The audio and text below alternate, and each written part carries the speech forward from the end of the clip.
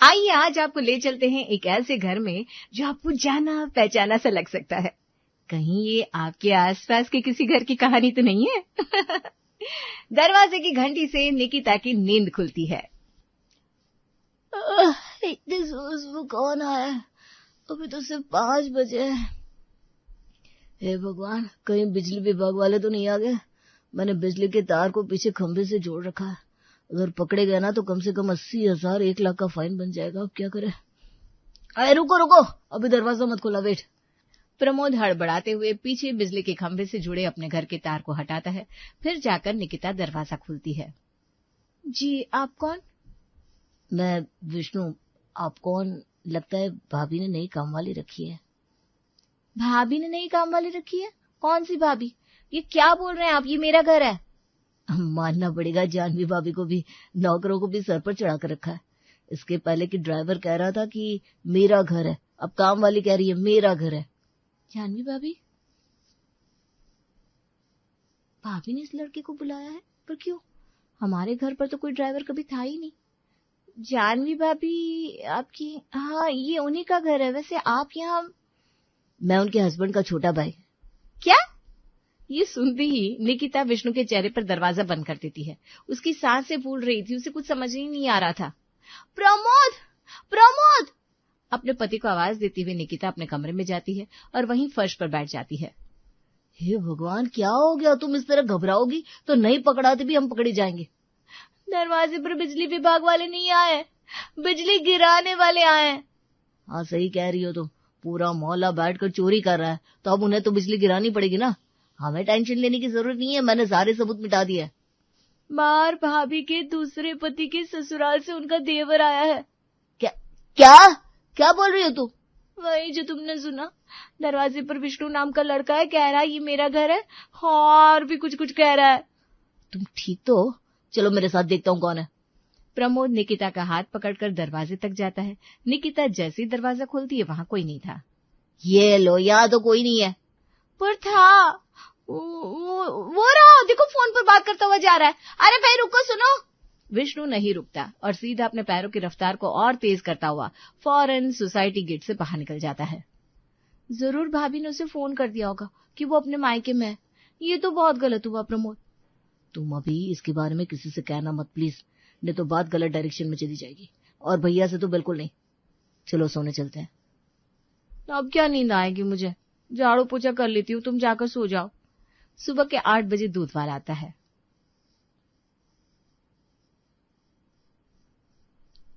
कोई नहीं सुन रहा है क्या? इस घर में मैं एक ही हूँ। पूजा से उठवा कर मानेंगे ये लोग मुझे। ए बहू, दूध वाला दरवाजे पर खड़ा है, तब से आवाज दे रहा है। कहाँ ध्यान है तेरा? जा दूध ले ले। पतीला नहीं दिख रहा था माँ जी, लेती हूँ दूध। आप कंटिन्यू कीजिए पूजा। अरे क्या कंटिन्यू, बीच में ही बुलवा दिया। निकिता दरवाजे पर जाती है और कहीं खोई हुई दूध बिना सही से नापे भरने लगती है और 8 पाव की जगह सिर्फ 6 पाव दूध लेकर मुड़ जाती है। और रोज एक एक बूंद दूध के लिए लड़ने वाली भाभी आज 6 पाव दूध लेकर वापस जा रही है। अरे ओ भाभी, 2 पाव और बाकी है, देख लो। लालू धोखाधड़ी नहीं करता। वो अलग बात है कि दूध में पानी मिलाता है, पर पानी मिलाए दूध को भी 8 पाव की बात हुई है तो 8 पाव भी देगा। वैसे ध्यान जरा खोया खोया सा लग रहा है आपका। क्या बात है, सब ठीक तो है? क्या बताऊं लालू, सच कहूं तो ससुराल एक पहेली ही है जिसके कई राज ऐसे वक्त पर खुलते हैं जिस वक्त पर हमने कभी सोचा भी नहीं होता। अभी अचानक कोई सर पर भारी सा वजन रख दे तो इंसान वजन में खोया खोया ही लगेगा ना। मुझे भी ना अपनी बीवी के बारे में बहुत कुछ शादी के बाद पता चला था, पर इस तरह रिश्ते तोड़े नहीं जाते। और ये भी ध्यान में रखना पड़ता है कि बात क्या भुलाने लायक है भी कि नहीं। वैसे हुआ क्या है भाभी, बताइए तो सही। हो सकता है मैं आपकी कोई मदद कर दूं। अरे छोड़, तू दूध तोल। विश्वास नहीं दिखा रही हो तुम भाभी।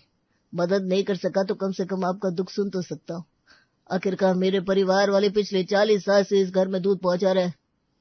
वो जानवी भाभी नहीं है क्या? निकिता अपनी बात शुरू करती है कि कमरे से प्रमोद निकल कर आता है और उसे पुकारता है। शिट, प्रमोद आ गए। तुम जाओ, मैं बाद में बात करती हूँ लालू। अपने पति को आता देखते ही निकिता चुप हो जाती है और दूध वाले के मुंह पर दरवाजा बंद कर देती है। जानवी भाभी और प्रमोद भैया, ऐसा क्या कर दिया इन दोनों ने? जो बेचारी निकिता भाभी के चेहरे से खुशियां ही उड़ गई, वरना जब देखो भाभी मछली की तरह कूदती रहती थी। भगवान जाने ये कलयुग क्या क्या रंग दिखाएगा। निकिता किचन में जाकर सभी के लिए गर्मा गर्म चाय लेकर आती है। मैं क्या कह रहा था बहू, आज नाश्ते में ना करेले की सब्जी बना लेना। नाश्ते में मैंने आलू की सूखी सब्जी पहले ही बना ली पापा जी। अरे वाह, आज तो तूने नाश्ता पहले ही बना लिया, बहुत अच्छे। अब नाश्ता बन ही गया तो मुझे परोस दे, दवाइयां ले लूं मैं, फिर जानवी को फोन मिलाऊंगी। हफ्ते भर का क्या कर गई थी, आज 9 दिन होने को आ गए। वो आएगी तब तो तू अपने मायके जा पाएगी। निकिता कुछ नहीं कहती, सीधा रसोई में जाकर खाना गर्म करने लगती है। तभी दरवाजे से अंदर आती है घर की काम वाली पारो। भाभी, वो मेरे ना सास की ससुर की देवर की बेटी की तबीयत अचानक खराब हो गई है, तो मुझे ना 1 बजे बस पकड़कर जयपुर जाना पड़ेगा। तो अभी जो बर्तन है वो दे दो, उसके बाद तो मैं आज नहीं आ पाऊंगी, और शायद उधर 2 दिन भी लग सकते हैं, तो 2 दिन की छुट्टी चाहिए थी। कोई बात नहीं, आराम से जाओ। और जो बर्तन थे सुबह मैंने खुद धो लिए, तो जो सिंक में 2-4 प्लेट और कटोरियां हैं बस इन्हीं धोना है। निकिता भाभी को क्या हो गया है? ये तो सभी को नाश्ता करवाने के बाद फिर बर्तन धोने को डालती है। जितने बर्तन धुल सके सारे धुलवाने में, और ये छुट्टी देने को कैसे राजी हो गई? जरूर कोई लफड़ा हुआ है, कहीं मुझे ये काम से निकालने वाली तो नहीं है। मैं सोच रही थी भाभी की छोड़ देती हूँ, नहीं चाहती हूँ। वैसे भी जानवी भाभी अपने घर गई है, सारा काम आप पर आ जाएगा। जानवी भाभी के जाने के बाद सच में सर पर बहुत प्रेशर आ गया है, पर अगर ये सिर्फ काम का प्रेशर ना होता तो मैं सह भी लेती। ये तो मन का बोझ है। मैं समझी नहीं भाभी, क्या बात हो गई? नहीं बता सकती पारो, तुम्हारे भैया ने मना किया है। अच्छा, पूरी बात मत बताओ, थोड़ा हिंट तो दे दो, किससे रिलेटेड है? इस बात से किसका बुरा हो सकता है? कुछ ऐसा है जो मुझे ही जाकर जेठ जी को बताना होगा, और उस बात को सुनकर जेठ जी और भाभी दोनों के जीवन पर, एक्चुअली सिर्फ उनके ही नहीं सभी के जीवन पर असर पड़ेगा। सब बदल जाएगा। उसके बाद ये घर रहेगा नहीं रहेगा, पापा जी कहाँ होंगे, मम्मी जी कहाँ होंगी, मैं प्रमोद कहाँ होंगे, कुछ नहीं पता। तो फिर आपको ये बात करनी क्यों है? इसी में सबकी भलाई है। आज नहीं तो कल, मुझे नहीं तो प्रमोद को इस बात को आगे लाना ही होगा, और माँ बाबू जी के सामने ये बात है, उसके पहले भैया से हम बात कर ले तो ज्यादा अच्छा होगा। ये कहकर निकिता रसोई से बाहर चली जाती है। बताओ, कौन कह सकता था इस घर में भी बंटवारे की बात आ जाएगी? पर वही बात है ना, धीरे धीरे सब अपना अपना देखने लगते हैं। पर अगर ये दोनों अलग हो गए तो मैं किसके घर में बर्तन करूंगी? ये भी तो सोचने वाली बात है। अभी छुट्टी नहीं करनी चाहिए मुझे। अभी छुट्टी करने के पता चला काम ही हाथ से चला गया। यहाँ रहूंगी तो अंदर की बातें भी तो पता चल पाएंगी। निकिता नाश्ता गर्म करके बाहर लेकर आती है। वृंदा के खाना खाने के बाद बाकी सभी नाश्ता कर लेते हैं। बस एक फुल्का से कौन खाता है बेटा? इतनी धूप पड़ रही है, पेट में अनाज रहना चाहिए, नहीं तो धूप लग जाएगी। नहीं मम्मी, वो आज जरा उठने में देरी हो गई ना, तो भूख नहीं है मुझे। मैं चलता हूँ ऑफिस, और मैंने तुमसे कहा था ना निकिता, उस बात पर जरा ध्यान रखना। किस बारे में बात हो रही है, मैं भी तो जानूं। वो पापा जी ये कह रहे थे कि इस बार में छुट्टी में मैं अपने मायके ना जाऊं, तो अगर इस बारे में कुछ हो सकता है तो जरा सोचो, बस वही बात है। सुभाष अपने काम पर चला जाता है और प्रमोद फैक्ट्री पर, लेकिन प्रमोद का मन नहीं लग रहा था। कहाँ ध्यान है प्रमोद तेरा? मैंने तुझे चेक साइन करने को बोल रखा था, तूने अब तक नहीं किया। अरे रॉ मटेरियल्स वालों का चेक क्लियर नहीं करेंगे तो वो दोबारा मटेरियल थोड़ी ना भेजेंगे। क्या कुछ कह रहा था क्या? क्या बात है, ठीक तो है ना तू? पूरी बात कह दी मैंने, तूने कुछ सुना ही नहीं। ईयरफोन्स पहने क्या? काश आंखों पर भी काला चश्मा पहना होता। नहीं पहना है ईयरफोन्स। आज सुबह ऐसा कुछ सुन लिया है जो मेरे मन को कश्मकश में फंसा रहा है। मुझे कुछ समझ में नहीं आ रहा भाई, मैं क्या करूं। आज सुबह मेरे घर में एक लड़का आया था, खुद को मेरी बड़ी भाभी का देवर बता रहा था। इसका मतलब है कि मेरी नॉलेज से परे मेरा एक और भाई भी है, और शायद उसे भी मेरे बारे में नहीं पता, पर मम्मी ने ऐसा क्यों किया? क्या? पर शायद इसमें गलती तुम्हारी मम्मी की नहीं है। सच कहूं तो मेरी दादी हमेशा तेरे पापा के बारे में बताती है कि वो बड़े दिल फेंक थे। एक जमाने में बहुत किस्से रहे उनके। एक वक्त ऐसा भी आया कि वो काम धंधे को छोड़कर इधर उधर भटकने में रहने लग गए थे। ऐसे में उन्हें सुधारने के लिए उनकी शादी तेरी मम्मी से करवा दी गई, मुझे तो लगता है कि ये दूसरा भाई तेरी मम्मी का नहीं है, तेरे पापा का है। तू समझ रहा है ना मैं क्या कह रहा हूं? तेरी मम्मी बेचारी बड़ी सीधी सी लगती है। बेचारी औरतें क्या कर सकती है, आखिर खून का घूंट पीकर उन्हें सब बर्दाश्त करना ही पड़ता है। और वो जमाना तू जानता ही है कैसा था। हो सकता है इसीलिए हर रविवार पापा शहर से बाहर जाते हैं। प्रमोद के सर पर गुस्सा हावी हो गया था, उसकी सांसें चढ़ रही थी। वो गाड़ी की चाबी लेता है और सीधा अपनी भाभी के मायके जाने के लिए निकल पड़ता है। अजीब बात तो यह है कि इस बारे में भाभी को सब कुछ पता था, उन्होंने कभी हमें बताया नहीं। और वो लड़का दूसरे घर के बारे में भी कुछ कह रहा था, मतलब पापा का दूसरा घर है, यानी दूसरी बीवी भी है। मम्मी ने भले आपको माफ कर दिया हो पापा, पर आपका ये बेटा, खुद को उनका बेटा कहते हुए भी शर्म आती है मुझे। मैं अपनी माँ को उसकी इज्जत दिलवा कर रहूंगा। अब वो वक्त नहीं रहा जब औरतें चुपचाप सब सह लेती थी। प्रमोद जानवी को लेने आ रहा है, इस बात से बेखबर जानवी आराम से अपनी फ्रेंड्स के साथ अपने छत पर बैठे गप्पे लगा रही थी। तभी उसके फोन पर उसकी सास का फोन आता है। अब कितनी देर और मायके रहना है तुझे, आ भी जा। जब मैं यहाँ आ रही थी तो आपके सुपुत्र ने कहा था जाओ आराम से अपने मायके रह कर आओ, 6 महीने रह लो, मुझे कौन सा तुम्हारी याद आती है। तो जब ससुराल में पति को ही मेरी फिक्र नहीं है तो मैं क्या करूं आकर मम्मी जी। ऐसा कहा विक्रम ने तुझे? और रात भर से ये सो नहीं पाता है, बस यहाँ से वहां घूमता रहता है, तेरे सामने बनता है हीरो। इसके तो ना मैं कान खींचूंगी अलग से। पर क्या तुझे समझ में नहीं आता, मर्द ऐसे ही होते हैं। अब तू जाकर आएगी तब तो तेरी देवरानी छुट्टी में अपने घर जा पाएगी। इसका पति तो इससे पहले से मना करके बैठा हुआ है, अब ये भी तो बेचारी 2 दिन अपने घर वालों से मिलना चाहेगी ना। वृंदा यहाँ अपनी सास का फोन रखती है और वहां उससे नीचे हॉर्न की आवाज सुनाई देती है। वो जैसे ही नीचे झांकती है उसका देवर गाड़ी लेकर नीचे खड़ा था। मतलब है मम्मी जी ने तुरंत तुम्हें भेज भी दिया? रघु ठीक कह रहा था, मतलब मम्मी को सब कुछ पहले से पता है। ऑब्वियसली होगा ही। ऊपर आ जाओ प्रमोद, मम्मी पापा से भी मिल लो। आप अपना सामान लेकर नीचे आ जाइए, मैं यहीं ठीक हूँ। आज प्रमोद अपनी भाभी को भाभी कहकर बुलाता भी नहीं है। जानवी फटाफट अपने कपड़े पैक करना शुरू कर देती है। प्रमोद जी अंदर क्यों नहीं आ रहे, क्या बात हो गई? सब ठीक तो है, मुझे फिक्र हो रही है।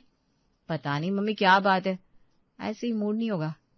दिन भर भाभी भाभी करने वाला तेरा देवर घर के अंदर नहीं आना चाह रहा। और देखा नहीं उसने कैसे बात की तुझसे, समझ में नहीं आ रहा क्या तुझे? एक बार जरा दामाद जी को फोन करके पूछ ले क्या बात होगी। एक मिनट, तू जब से आई है तूने एक बार भी दामाद जी से बात नहीं कराई हमारी? कहीं तुम दोनों के बीच में लड़ाई तो नहीं होगी? हे भगवान, क्या छुपा रही है हमसे? फिलहाल तो ऐसा कुछ नहीं है मम्मी, मुझे मेरे घर जाने दीजिए। जब वहां जाकर मुझे कुछ पता चलेगा तो मैं आपको भी बता दूंगी। विष्णु का सुबह दरवाजे पर आना हर तरफ नई नई खिचड़ी पका रहा था और एक खिचड़ी अब जानवी की माँ के दिमाग में भी पक चुकी थी। जानवी गाड़ी में बैठती है और प्रमोद गाड़ी तेज करके चलाना शुरू कर देता है। ये तू कैसे गाड़ी चला रहा है, धीरे चला। रास्ता किधर है? आपके दूसरे ससुराल का रास्ता किधर है? आपका देवर सुबह सुबह आपसे मिलने हमारे घर पहुंच गया था। आपको नहीं लगा कि एक बार आपको भी हमें इस बारे में बताना चाहिए? ये तो क्या बोल रहा है, किसका देवर किसी मिलने कहाँ पहुंच गया? मेरा देवर तो तू है। मतलब आप नहीं बताएंगी? मैं नहीं चाहता था कि ये बात इस तरह बाहर आए कि कोई आप पर उंगली करे। भाभी शायद आप किसी वादे के कारण मजबूर है, पर अब ये वादा आपको तोड़ना ही होगा। अरे मैंने कभी नहीं सोचा था विक्रम तू मेरे साथ ऐसा करेगा। पूरा परिवार एक हो बैठा है। मम्मी मतलब सही थी, मुझे कहीं नहीं जाना, वापस मुझे मेरे मायके छोड़ दे। जानवी जैसे ही कहती है प्रमोद अपने पार्टनर रघु को फोन करके अपने घर आने के लिए कह देता है और सीधा अपने घर के लिए आगे बढ़ जाता है। खुद तो मुझे प्रमोद ने कहा था किसी से इस बारे में बताना मत, और तुमसे कह दिया। वो कहना तो नहीं चाह रहा था, पर जिस हिसाब से वो खोया खोया था उसके चेहरे पर टेंशन साफ झलक रही थी। उसे आंटी पर शक हो रहा था, पर मुझे पता है इसमें आंटी नहीं अंकल इन्वॉल्व है। हे भगवान, तुम भी नहीं समझ पा रहे हो रघु, इसमें गलती किसी की नहीं है, जानवी भाभी की है। मुझे तो भैया के लिए दुख हो रहा है, भाभी का अफेयर है। रसोई में काम कर रही पारो अपने कान खड़े कर लेती है और लगाती है लालू को फोन। अरे लालू, निकिता भाभी के घर में अब कभी भी दीवार खींच सकती है। उन्होंने प्रमोद भैया के बिजनेस पार्टनर को भी बुला लिया है, जल्दी से आजा। दीवार खींच सकती है? अरे नहीं, देख लेना, निकिता भाभी अब डिवोर्स लेगी प्रमोद भैया से, क्योंकि कुछ ऐसा है जो प्रमोद भैया और जानवी भाभी निकिता भाभी से छुपा रहे हैं। एक के बाद एक इस बात को हवा मिलती जाती है और घबराहट में जानवी के पेरेंट्स भी उसके ससुराल के लिए निकल पड़ते हैं। ये सब क्या हो रहा है यहाँ? भाभी की लाइफ में कोई और है भैया। क्या? ये तुम क्या कह रही हो निकिता? आंटी बिल्कुल ठीक कह रही है निकिता। ये अलग बात है कि मम्मी का एक और बच्चा है, हमारा एक और भाई है। भैया और भाभी को इस बारे में पता था, ये गलती है भाभी की। मैं फिर से कह रहा हूँ प्रमोद, तुम आंटी पर गलत इल्जाम लगा रहे हो। तुम्हारा जो एक और भाई है विष्णु, जो इतने बड़े प्रॉपर्टी का मालिक है, कितना बड़ा घर है, वो सब तुम्हारे पापा का है। पापा से पूछो ना अपने। हे भगवान, इस घर में डिवोर्स किसका होने वाला है? प्रमोद भैया, निकिता भाभी का, या जानवी भाभी और विक्रम भैया का, या फिर अंकल आंटी का? क्या कह रहे हो तुम सब? कौन है विष्णु? मैं किसी विष्णु को नहीं जानती। तुम्हें शर्म नहीं आई रघु? माना शादी से पहले मैं जरा भटक गया था, पर इस तरह नहीं भटका था। हाँ, मेरा मन काम पर नहीं लगता था, मैं दोस्तों के साथ घूमता था, पर यह सब नहीं करता था। ये फालतू बातें तुम्हें जरूर तुम्हारी माँ ने कही होगी। उन्हें तो हमेशा से मुझसे दिक्कत थी। फिर ये लड़का विष्णु सुबह हमारे घर पर जानवी भाभी को ढूंढने कैसे आया? और वो बड़ा घर, गाड़ी और पता नहीं किन किन चीजों की बातें कर रहा था। उसने चश्मा लगाया था, गुलाबी शर्ट पहना था और साथ में एक बैग था। तो मतलब पहचान गए पापा आप उसे? उसे तो मैं भी पहचान गई। अरे वो एक चोर है जो हर सोसाइटी में घूमता है और वहां किसी के जान पहचान वाले का नाम लेकर उनके घर में घुस जाता है। उसे जरूर पता चल गया होगा कि जानवी घर पर नहीं है। पास की 2 सोसाइटी में ऑलरेडी चोरी कर चुका है। और इतने ड्रामे के बाद सभी एक साथ मिलकर खिचड़ी खाते हैं। कितने दिन हो गए हम दोनों ने कहीं ना डेट किया और ना ही किसी पार्टी में गए। जैसे जैसे हमारे रिलेशनशिप के साल बढ़ रहे हैं, मुझे लग रहा है कि तुम मुझसे बोर हो रहे हो। नहीं नहीं बेबी, ऐसा कुछ नहीं है। वो क्या है ना, अभी अभी जॉब ज्वाइन की, वर्कलोड बहुत ज़्यादा है और काम इतना है ना कि ठीक से खुद की ज़िंदगी जी कहाँ रहा हूँ और ना ही तुम्हें सही से वक्त दे पा रहा हूँ। हम दोनों का घर इतना दूर है, मिलने आने के लिए कम से कम 1 से 1.5 घंटा लगता है। हर रोज़ मिल भी तो नहीं सकते और फ़ोन पर कितनी ही बातें करेंगे। तुम्हारी बात सही है, लेकिन वो क्या है, मुझे तुम्हारे अटेंशन की आदत पड़ गई है। थोड़ा सा भी तुम्हारा ध्यान मेरे ऊपर से हट जाता है तो मुझे बेचैनी हो जाती है। बिल्कुल बच्चों जैसी हो तुम, पगली कहीं की।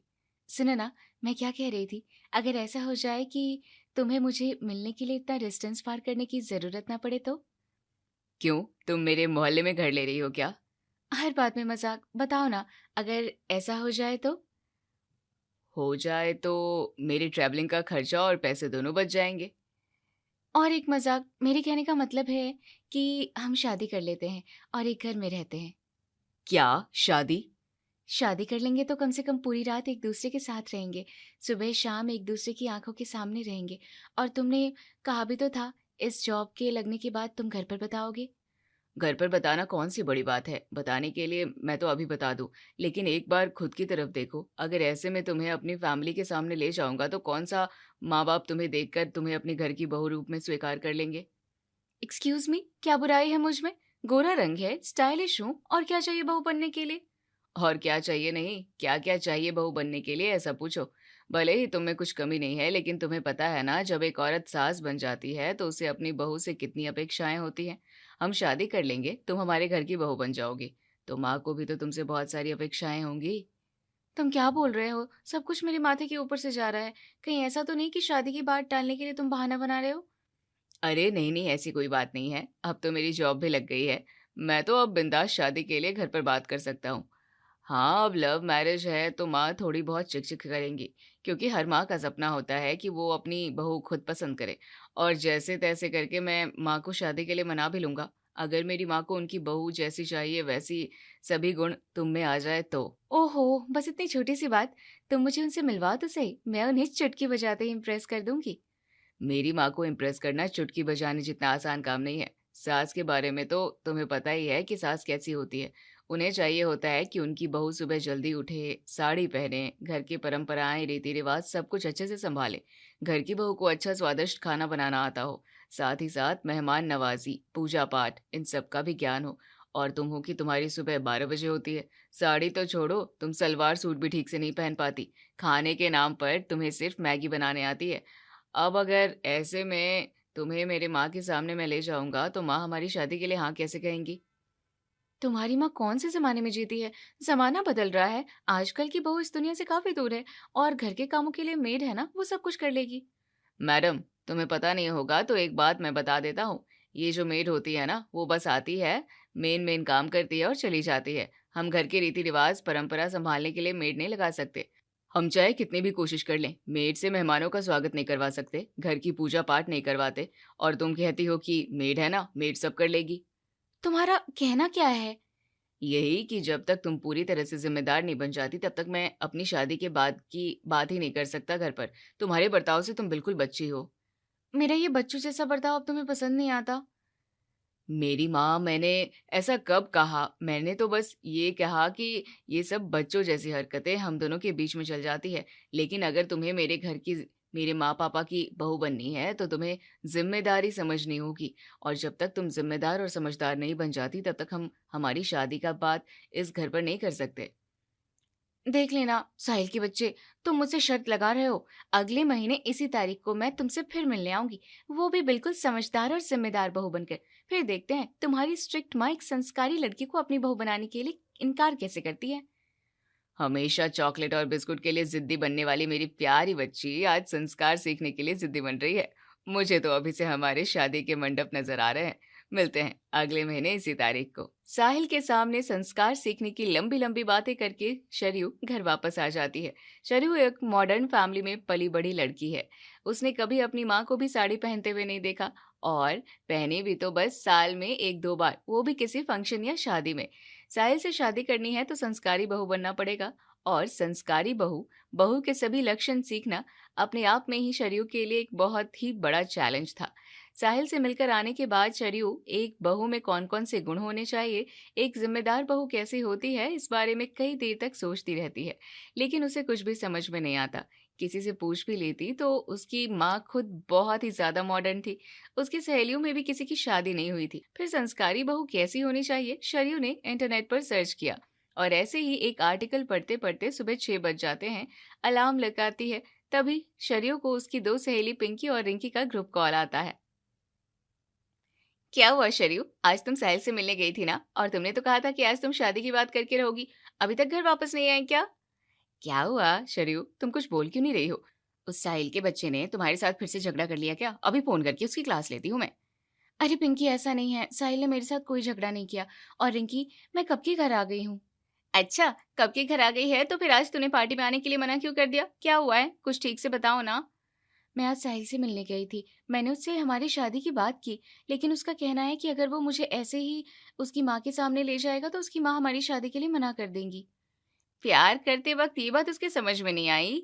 उसका कहना है कि तुम जैसी हो मैं वैसे ही तुमसे प्यार करता हूँ, लेकिन मुझे लगा था कि वक्त के साथ साथ तुम जिम्मेदार बन जाओगी।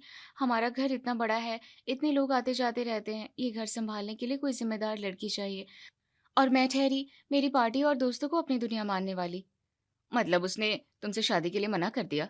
नहीं, उसने मना नहीं किया, बस उसने मुझसे कहा है कि वो घर पर हमारी शादी की बात कर लेगा। बस मुझे संस्कारी बहू के कुछ गुण सीखने चाहिए, जिम्मेदारी समझदारी सीखनी चाहिए, ताकि उसके माता पिता को मैं पसंद आ जाऊं। जैसे मेरे घर पे बात करने के लिए मैंने उसके जॉब का इंतजार किया, इस तरह अब उसके घर पर बात करने के लिए और उसके घर से परमिशन मिलने के लिए मुझे अपना बचपना छोड़कर एक अच्छी बहू बनना होगा। उसने कहा है कि उसकी माँ बाकी सभी औरतों से बहुत ज्यादा स्ट्रिक्ट है।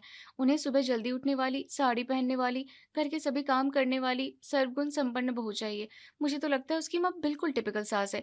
जमाना बदल गया है, लेकिन वो थोड़ी भी नहीं बदली है।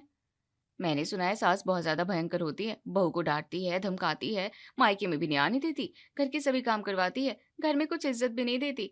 बहू चैन से 2 मिनट बैठ जाए, सास से वो भी नहीं देखा जाता। ऐसी होती हैं सास?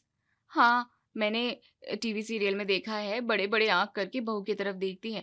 और साहिल कह रहा था ना कि उसकी माँ बहुत ज्यादा स्ट्रिक्ट है। मतलब इन सभी सास से ज्यादा तुम्हारी सास खराब होगी, तुम्हारा जीना हराम कर देगी। ऐसी सास होते हुए तुम्हें उस घर में जाना है? जाना तो पड़ेगा। मैं साहिल से बहुत प्यार करती हूँ, और साहिल ने कहा है मैं उसकी माँ को बहुत पसंद आऊंगी अगर मैं जिम्मेदार, समझदार और अच्छी संस्कारी घर संभालने वाली बहू बन जाऊंगी तो। और मैं साहिल को वादा करके आई हूँ कि 1 महीने में मैं सब कुछ सीख कर रहूंगी। जल्दी सोऊंगी, जल्दी उठूंगी, सभी काम करूंगी, साड़ी भी पहनूंगी, जिम्मेदार भी बन जाऊंगी। ठीक है, अब तुमने ठान ही लिया है तो हम सब कुछ सही है, और तुम जैसा चाहती हो वैसा ही हो, भगवान से हम प्रार्थना करेंगे। All the best Sharayu. अगले दिन सुबह। मम्मा मेरी कॉफी। क्या कर रही है शरयू? मम्मा तो अभी तक सो रही होगी। और संस्कारी बहू खुद की कॉफी खुद बनाती है। कल रात ही आर्टिकल में पढ़ा था और सुबह भूल गई। ऐसा नहीं चलेगा। संस्कारी बहू छोटी से छोटी चीज याद रखती है। तुम्हारी सासू माँ वो तो सर्वगुण संपन्न नहीं, अगर उनकी बहू के रूप में शोभा देना है तो तुम्हें आज से ही अच्छी बहू बनने की तैयारी शुरू कर देनी चाहिए। और ये तैयारी शुरू करते हैं आज खुद के लिए खुद कॉफी बनाने से।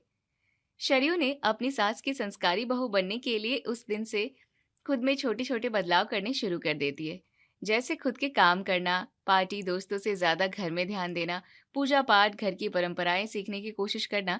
शुरू शुरू में ये सरयू के लिए बहुत ज्यादा मुश्किल रहता है, लेकिन धीरे धीरे शरयू को लगने लगता है कि बचपन से जो जिंदगी वो जी रही है उससे ये जिंदगी बहुत ज्यादा अलग और खास है।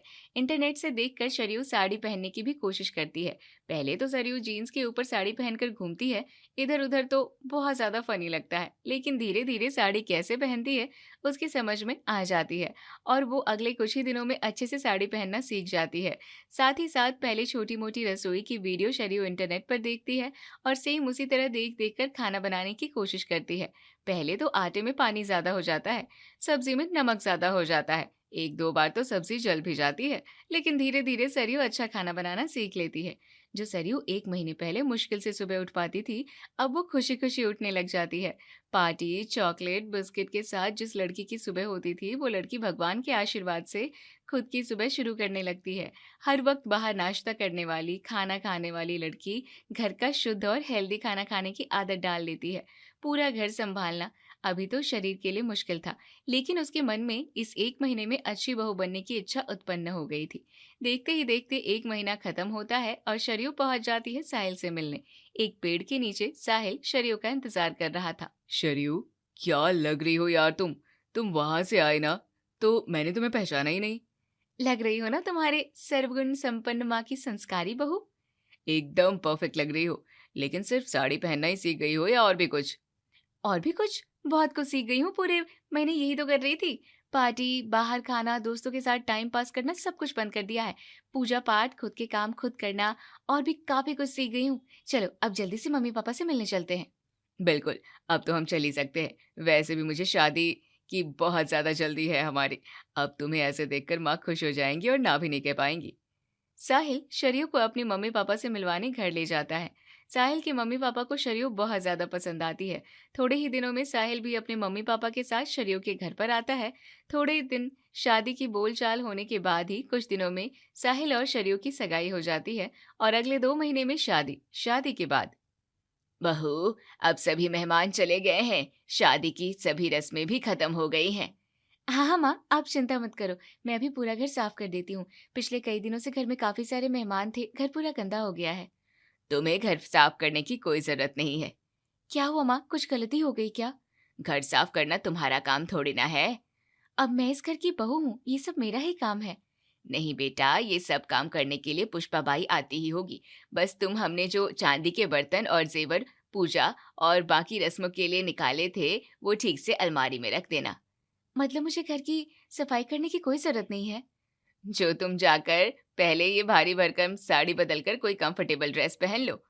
ड्रेस? क्यों, तुम्हें ड्रेस पहनना पसंद नहीं है? मुझे ड्रेस ही तो पहनना पसंद है। क्या, तुम्हें जैसे कपड़े पहनने हैं तुम पहन सकती हो, साड़ी ही पहननी चाहिए, इस बात की कोई जबरदस्ती नहीं है। और मैं तुम्हारे ऊपर जबरदस्ती कैसे कर सकती हूँ? मैं खुद घर में साड़ी नहीं पहनती, वो तो बस शादी वाला घर था, घर में मेहमान थे इसलिए मैंने साड़ी पहन ली। अब मैं भी जा रही हूँ साड़ी बदलकर ड्रेस पहनने। सास ने साड़ी बदलने के लिए कहा। शरयू अपने कमरे की तरफ जाने लगती है। क्या हो रहा है ये? लड़का बताता है कि मेरी माँ बहुत ज्यादा स्ट्रिक्ट है और माँ तो बिल्कुल कूल है, न सास की तरह आवाज चढ़ाती है, न डांटती है और ना ही मुझसे ज्यादा काम करवाती है। फिर साहिल ने मुझे खुद को बदलने के लिए क्यों कहा? कहीं साहिल को तो नहीं, मेरा तो दिमाग काम ही नहीं कर रहा। एक काम करती हूँ, रिंकी और पिंकी को फोन करती हूँ। क्या हुआ शरयू, तेरे ससुराल में सब ठीक तो है ना? कहीं वो तेरी डेड यानी सास तुझे तकलीफ तो नहीं दे रही? तुझसे बहुत काम करवा रही है क्या? बेचारी हमारी मासूम सहेली। हमने कहा था ना शरयू, तुमसे इस शादी के झंझट में मत पड़। ये सास नाम का प्राणी तुझे सुकून से नहीं जीने देगी। चुप हो जाओ तुम दोनों, मेरी बात तो सुनो एक बार। मेरे साथ बहुत अच्छी हैं, बहुत मॉडर्न कपड़े पहनती है मेरी सास। मैं घर में साड़ी पहनकर घूम रही थी तो उन्होंने मुझे भी साड़ी पहनने के लिए मना कर दिया। घर का कोई काम भी नहीं करवाती, पूजा पाठ ये सब उन्हें पसंद है। आरती के लिए बुला लेती हैं, लेकिन किसी बात के लिए जबरदस्ती नहीं करती। शादी को 15-20 दिन हो गए, लेकिन एक बार भी उन्होंने मुझे डांटा नहीं। हर बार बिल्कुल प्यार से समझाया। डांटी नहीं है, सुबह जल्दी उठाती नहीं है, ज्यादा काम नहीं करवाती, गुस्सा भी नहीं करती। सास जैसे एक भी लक्षण नहीं है मेरी सास में। अच्छी बात है ना फिर। बात तो अच्छी है, लेकिन मेरी समझ में ये नहीं आ रहा कि साहिल ने मेरे सामने अपनी माँ के बारे में झूठ क्यों बोला, सब कुछ बढ़ा चढ़ा कर क्यों बताया। इसका जवाब तो साहिल ही दे सकता है। शरयू पिंकी और रिंकी का फोन कट करती है और साहिल के घर आने का इंतजार करती है। शाम के वक्त साहिल घर पर आ जाता है। रात के खाने के बाद शरयू साहिल के सामने बैठती है। तुमने मुझसे झूठ क्यों बोला शादी की बात करने के लिए? मैंने तुमसे कहा तो तुम तो बड़ा बता रहे थे कि मेरी माँ बहुत स्ट्रिक्ट है, उन्हें सुबह जल्दी उठने वाली, घर के सभी काम करने वाली, साड़ी पहनने वाली बहू चाहिए, जिम्मेदार बहू चाहिए, समझदार बहू चाहिए। लेकिन तुम्हारी माँ तो बिल्कुल ऐसी नहीं है। वो तो मुझे डांटती भी नहीं है, हर बात में मुझे प्यार से समझाती है। साड़ी पहनने के लिए भी कोई जबरदस्ती नहीं करती। सास की जो तस्वीर मैंने अपने मन में बनाई थी वैसा एक भी लक्षण नहीं है मेरी सास में। शरयू ने एक के बाद एक साहिल को सवाल पूछा, तभी स्वाति वहां आ जाती है। तुम्हारे सभी सवाल के जवाब मेरे पास हैं बहू। साहिल ने तुमसे झूठ बोला क्योंकि मैंने उसे कहा था तुमसे झूठ बोलने के लिए। जब साहिल ने मुझे तुम्हारे बारे में बताया, तुम्हारी तस्वीर दिखाई, तुम मुझे तभी पसंद आ गई थी। लेकिन तुम्हें समझदार और जिम्मेदार बनाने का ये अच्छा मौका हमारे पास था, तो शादी करने के लिए संस्कारी बहू बनना पड़ेगा। ये चुनौती हमने तुम्हारे सामने रख दी, ताकि हम देखना चाहते थे कि हमारे घर की बहू चुनौतियों से डर जाती है या चुनौती झेल लेती है। तुमने वो चुनौती स्वीकार भी की और सिर्फ 1 महीने में एक अच्छी और संस्कारी बहू के सभी गुण आत्मसात कर लिए। माना कि सुबह जल्दी उठना, साड़ी पहनना, बहू को डांटना, ये सारे लक्षण मुझ में नहीं है जो बाकी सास में होते हैं। और मैं कभी तुम्हारे ऊपर किसी बात के लिए जबरदस्ती नहीं करूंगी। तुम्हें जैसे जीना है तुम जी सकती हो, लेकिन मैं ये चाहती हूँ कि मेरी बहू को कभी किसी के सहारे की जरूरत नहीं पड़े। वो भले ही अपनी जिंदगी बच्ची बनकर जिए, लेकिन अगर कभी जरूरत पड़ जाए तो खाना बनाने से लेकर कपड़े धोने तक, मेहमानों से लेकर पूजा पाठ तक उसे सब कुछ आता हो, वो भी बिना किसी के सहारे के। टिपिकल सास जैसे लक्षण भले ही किसी औरत में हो या ना हो, लेकिन अपनी बहू को बिना किसी आधार के खड़े रहना सिखाने का एक लक्षण हर सास में होना चाहिए। क्योंकि नादानी में प्यार हो जाता है, लेकिन शादी करने के लिए दोनों भी समझदार होने चाहिए, तभी घर संसार ठीक से चलता है। हमारे झूठ बोलने का मकसद तुम्हें काम सिखाना नहीं था, तुम्हें समझदार बनाना था। साहिल ने झूठ बोला, इस बात को लेकर शरयू सुबह से अपसेट थी, लेकिन स्वाति की बातों ने शरयू का दिल जीत लिया। शरयू तुरंत जाकर स्वाति को गले से लगा लेती है।